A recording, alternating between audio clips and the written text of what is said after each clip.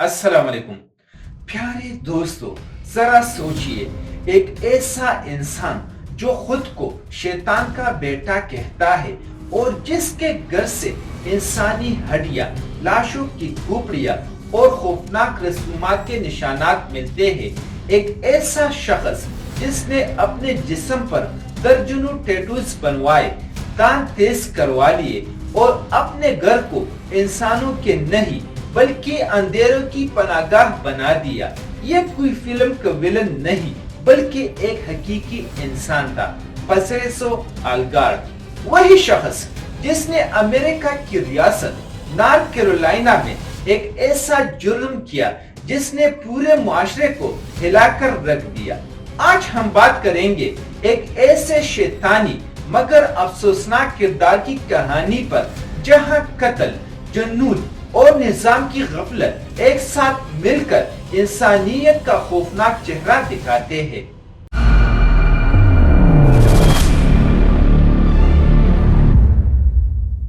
पसेसो अलगार्ड का असल नाम जॉन अलेक्जेंडर लासन था। वो एक आम घराने में पैदा हुआ मगर बचपन ही से गैर मामूली रवैयों का मुजाहरा करता था। वो स्कूल में अलग थलग रहता, दोस्त कम बनाता और अक्सर अपने वालिदैन से झगड़ता था। 2002 में इसने अपना नाम बदलकर पसेसो अलगार्ड रखा, एक ऐसा नाम जो पुराने शैतानी अकायद से जड़ा समझा जाता है। रफ्ता रफ्ता वो इन अकायद में डूबता चला गया। उसने अपने घर को एक ऐसी जगह में बदल दिया जहां शैतानी रसूमात अदा की जाती थी। दीवारों पर खून के निशानात, कमरों में बदबू और अजीब व गरीब अलामतें। ये सब देखकर लोग खौफजदा हो जाते थे मगर कोई भी इसके घर के करीब जाना पसंद नहीं करता था। इसके घर के आसपास के लोग इससे पागल कहते थे मगर असल अलमिया ये था कि कोई भी इसके अंदर के जख्मों को समझने की कोशिश नहीं करता था। वो सिर्फ एक खतरनाक शख्स नहीं था बल्कि वो जहनी बीमारी, तन्हाई और समाजी लापरवाही का चलता फिरता मजहर था। वो खुद को आजाद समझता था मगर दरअसल वो अपने जहन के अंधेरों में कैद था। साल 2010 में पुलिस को इत्तला मिली कि पसेसो ने एक शख्स के कत्ल के बाद सबूत छुपाने में मदद दी है। शुरू में पुलिस ने इसे मामूली मामला समझकर छोड़ दिया, लेकिन चंद साल बाद हालात ने एक खौफनाक मोड़ लिया। 2014 में जब पुलिस ने एक बार फिर इसके घर की तलाशी ली तो वो मंजर देखकर सबके रूंगटे खड़े हो गए। घर के पिछवाड़े से 2 इंसानी लाशें बरामद हुई। ये लाशें जोशुआ वेटलर्स और टॉमी विलिज नामी अफराद की थी जिन्हें गोली मारकर कत्ल किया गया और घर के पिछवाड़े में दफन कर दिया गया था। पड़ोसियों के मुताबिक वो घर हमेशा से एक दहशत की अलामत था। लोग कहते थे कि वहाँ से अजीब आवाजें आती हैं, बदबू फैलती है और कभी चीखें सुनाई देती है मगर कोई पुलिस को रिपोर्ट नहीं करता था क्योंकि सब लोग पसेसो से खौफजदा थे। ये वो लम्हा था जब मुआशरती खामोशी सबसे बड़ी तबाही बन गई।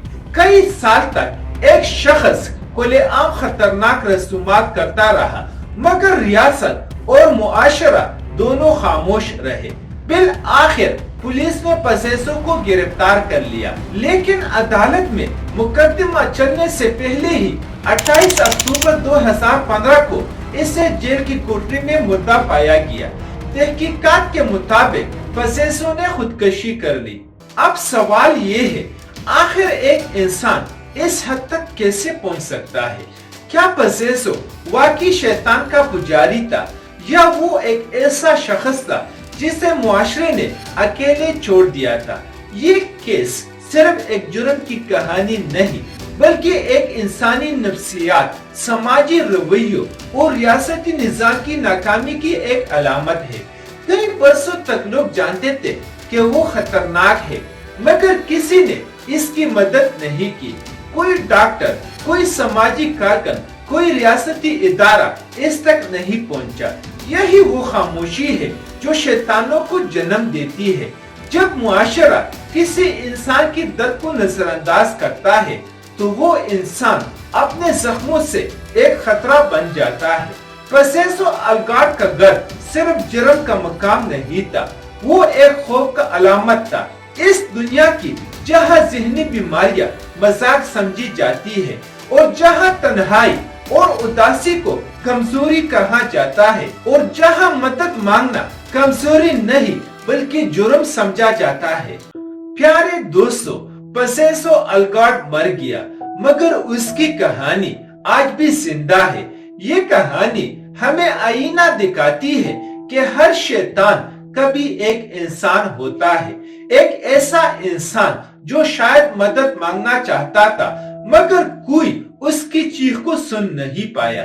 जब मुआशरा खामोश रहता है तो अंधेरे बोलने लगते हैं और जब निजाम लोगों को समझने से इनकार करता है तो वो पसेसो अलगार्ड जैसे किरदार पैदा करता है।